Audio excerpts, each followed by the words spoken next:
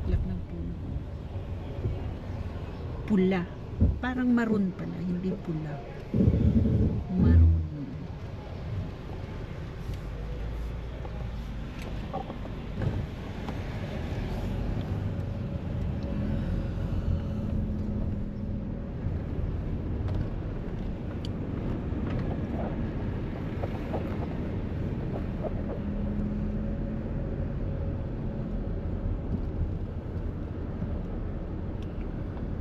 Mainit na Biyernes ngayon.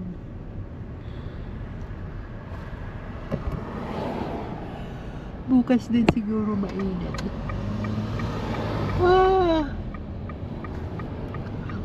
Saan kaya tayo makapag-vlog bukas?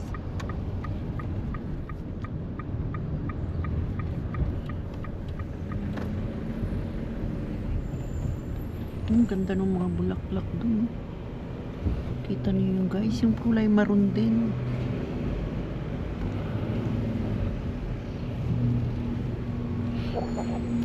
Daming kalapati.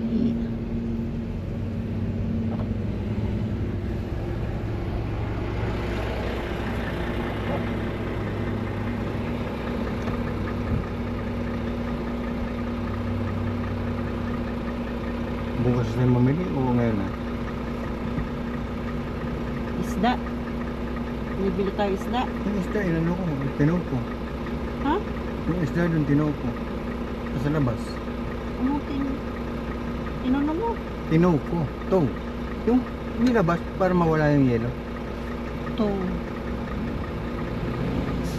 Ano? Ano ba yung to? English o ano?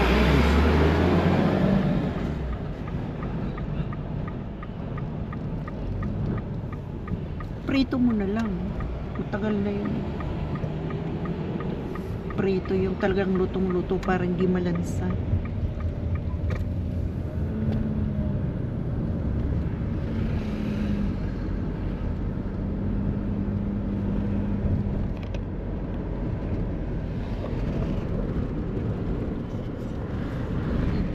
Nililipat.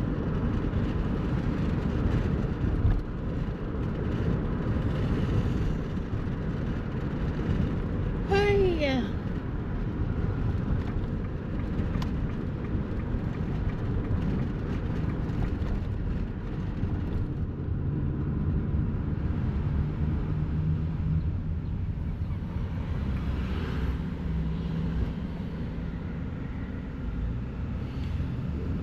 bili uli tayo ng ano. May tulingan yata dun eh. Iluto natin bukas yung gata na ano ba yun? Sinaing na tulingan.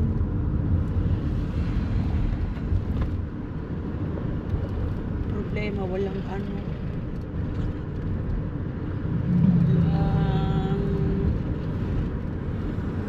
Kamias dried.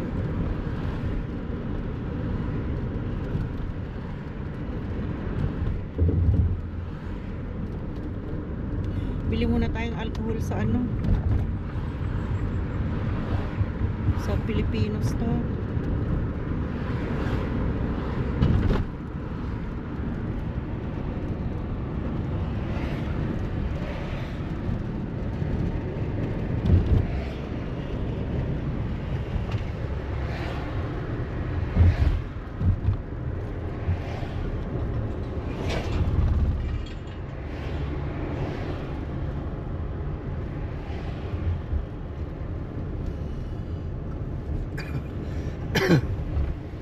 Ay. Grabe ang antok. Ang laki ng ano, cargo ship. Tigas.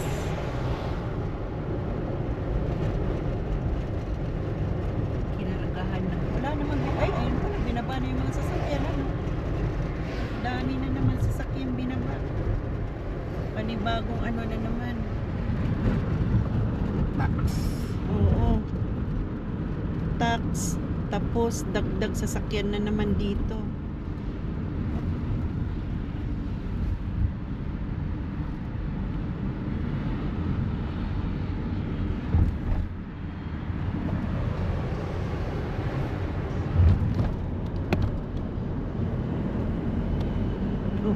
Sunod ang train.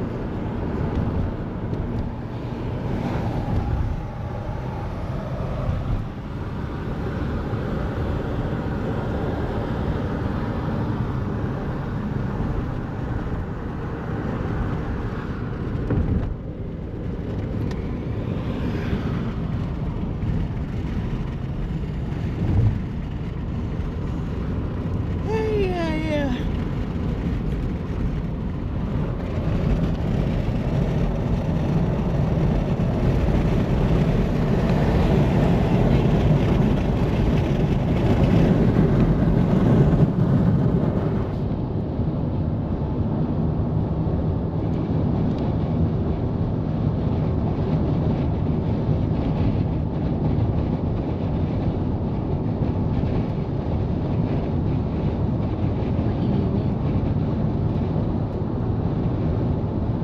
Sakit sa ulo ng init.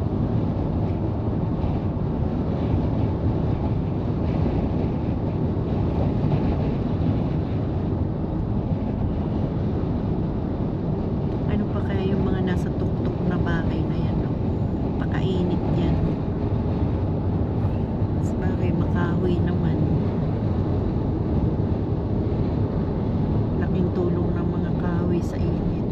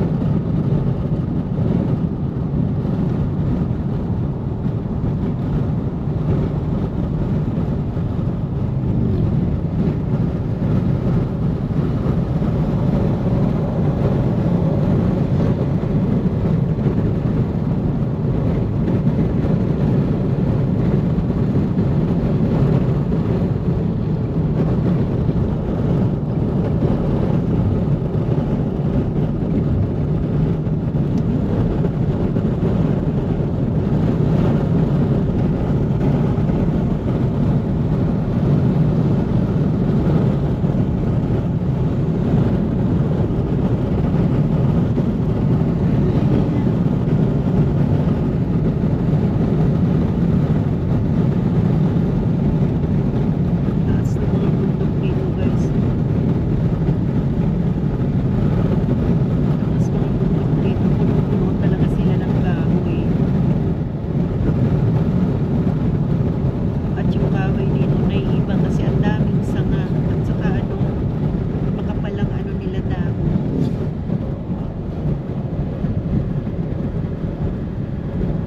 Kaya ang gandang tingnan.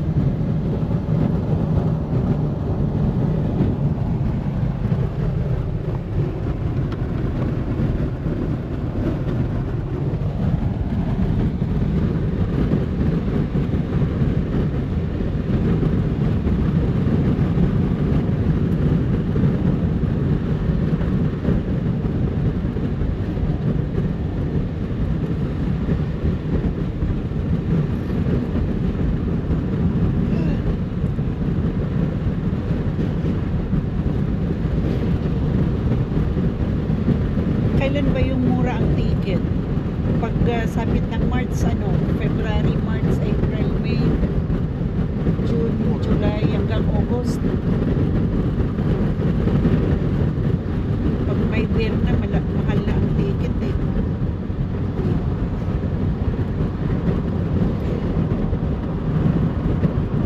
Kailangan makaabang ako, guys, ng promo na naman sa ano, flight center.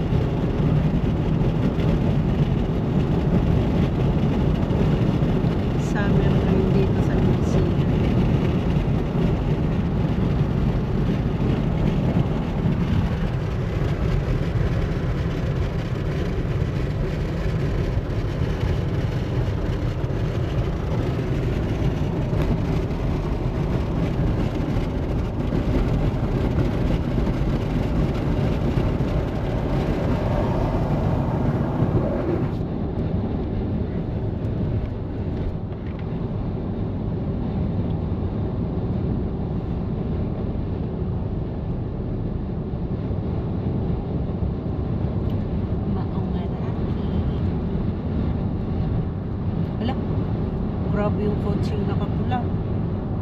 Para lang games yung ano niya. Patakbo ah. Para yung nasa games. Lumulusot sa mga ano. Alanganin. Alanganin.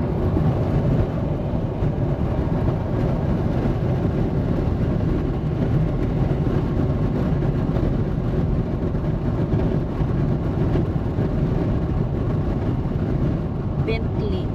Mahal yung sasakyan na yun, di ba? Bentley. Ay, dito guys, yung ganyang sasakyan, ano lang, service lang nila araw-araw sa trabaho. Ayan o, Bentley. Yung kulay itim na yan. Wow. I got it. Yung ano niya. Yung kotse ni ano? Ni Alcantara. Binenta na yun. Binawi na ng gobyerno. Bentley. Yan guys, yung mamahaling kotse dito pang araw-araw lang na ano, service sa trabaho, magpapasok sa trabaho.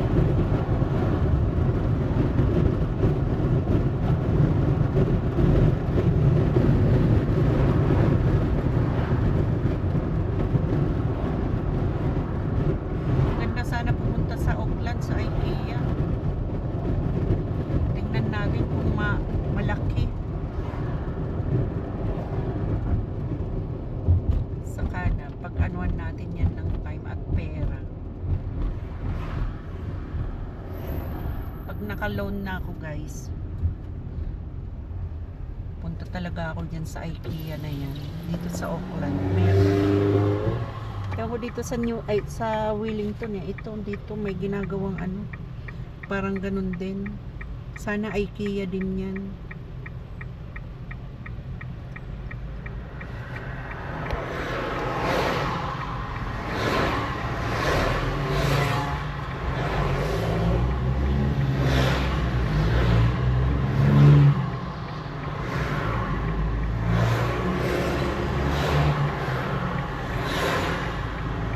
Wala na yun si ano Alcantara, nagsauli na nga ng 110 billion ba? Milyon. Sinauli na sa gobyerno yung pera. Di ba? Si Marcos lang nakapagpasauli ng ninakaw.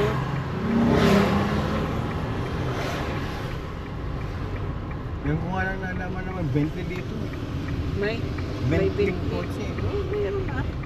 Nakita natin ginagawa lang guys ano, service dito ang mga branded na sasakyan. Hindi nila yan pinagmamalaki. Kung sa Pinas ay ibabalandra lang para ipagmalaki, dito hindi. Hindi lang yan pinapansin.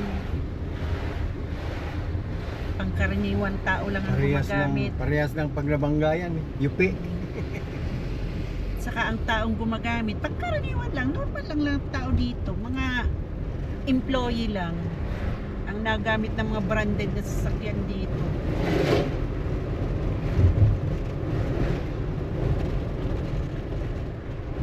Prime Minister nga, hindi nakaganyan eh. Bibili tayo ng isda, di ba? Huwag na muna. Hindi ang pa-isda lang.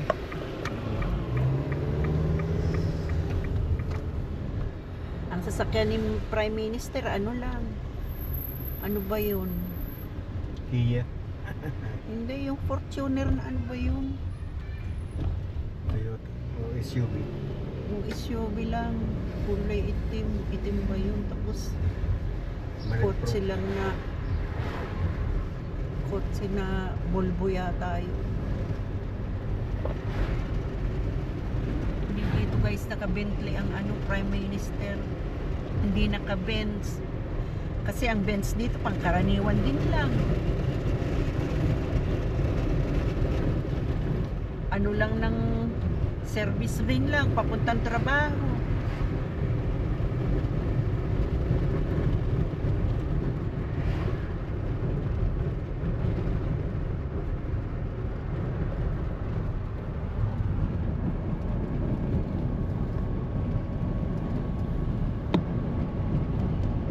yung kaninang nakita kong may sasakyan na Bentley kulay itim.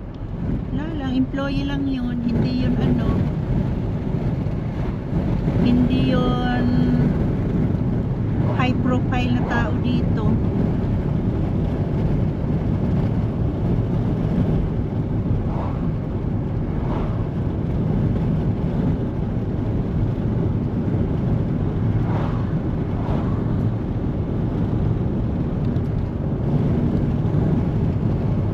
Kasi dito guys, madali ka lang makakuha ng sasakyan. Hulugan. Depende sa'yo kung mapera ka, di mag-cash ka. Pag hulugan. 3 years to pay. Pwede ka rin mag 2 years.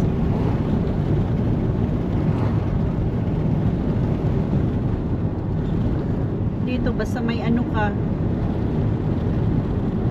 may trabaho ka, may ano ba yun, permanent kang trabaho, full time trabaho, makakakuha ka kaagad ng sasakyan.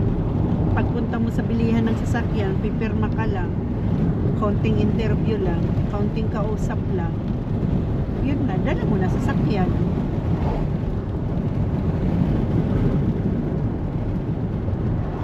Wala nang maraming papeles na hinihingi, driver's license lang.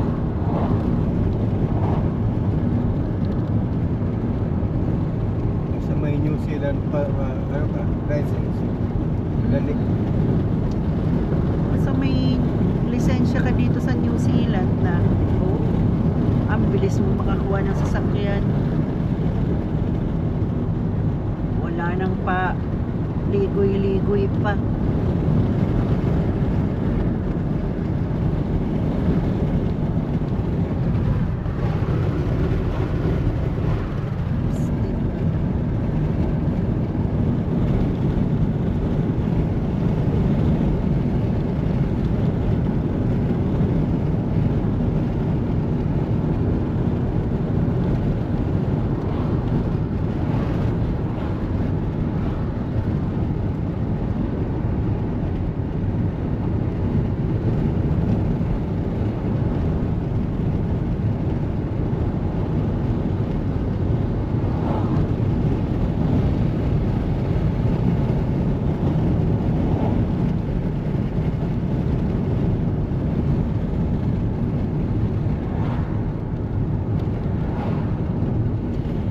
Kasi naman mahilig dito ng mga yung mga branded na Kasi sa kanya kasi ang garahe.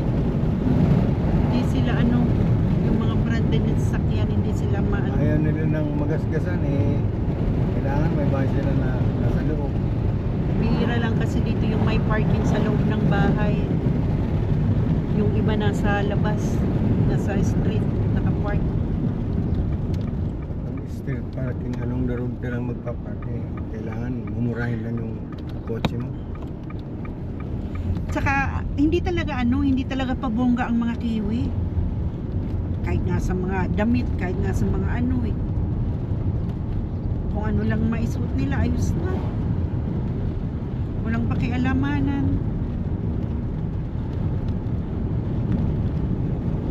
Sa bahay nga hindi pabongga.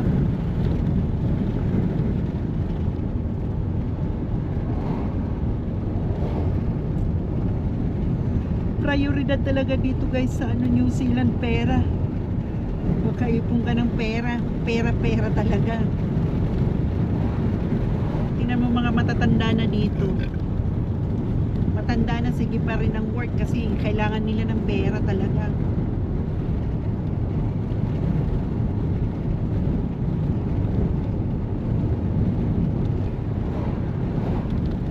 Kasi sa ganitong lugar na mataas ang cost of living, kailangan mo talaga pera.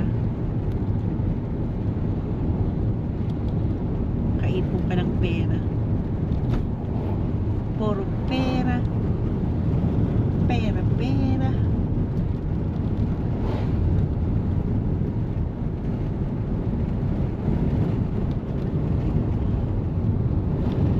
O yan guys, yung bundok na yan ang kinukuhaan ng mga lupa. Yun din yun na nakita. Binibenta yan sa gobyerno din.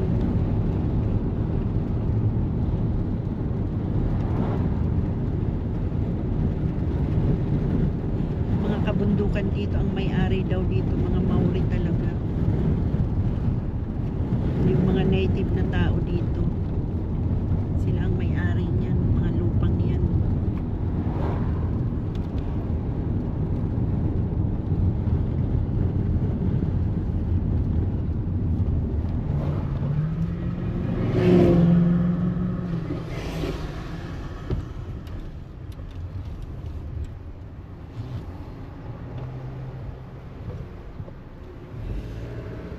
Sa pagkain niya dito guys, by local talaga sila eh. Local talaga ang inaano nila. Tinatangkilik. Gawa noong dito talaga produkto dito.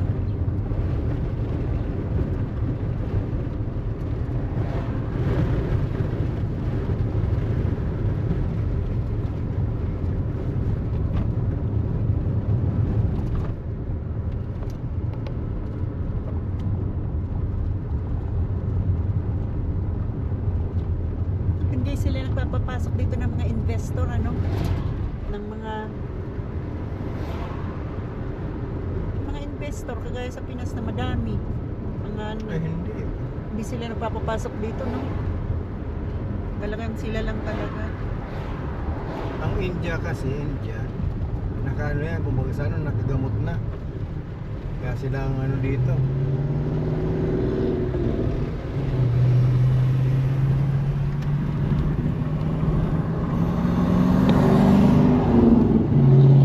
Ganda mo.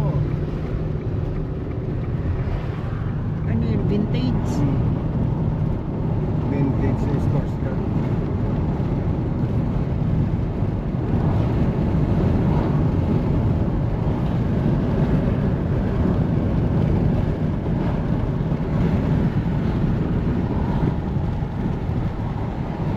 Hanggang dito na lang guys.